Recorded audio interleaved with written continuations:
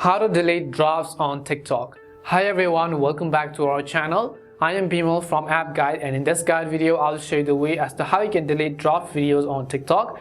But before we get started with the video, if you are new to our channel, do make sure to leave a like and hit the subscribe button.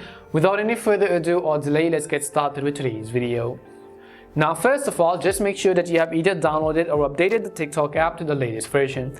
And you can do this by heading over to your respective app store, in the search box typing in TikTok, and go ahead and simply either download or update the application. Once you've updated the TikTok app, I want you to go over and then simply open it up. The next thing you want to make sure is that you are logged into your account. After you are logged in, you can see that this is how it is actually going to look like. So what you have to do is, in order to delete our draft videos which you might have saved earlier, just tap on your profile icon at the bottom right corner of the screen to come to your profile page. Here, right on top, you'll find a little section that says draft, and you'll be able to see the number of videos within that draft section. So if you want to delete this from your draft section, just tap on it and you'll be able to see all the videos.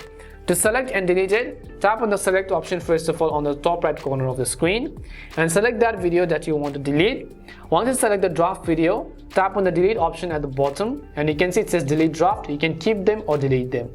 So tap on the delete button over here. As soon as you do that, way you would have successfully deleted your draft videos on TikTok.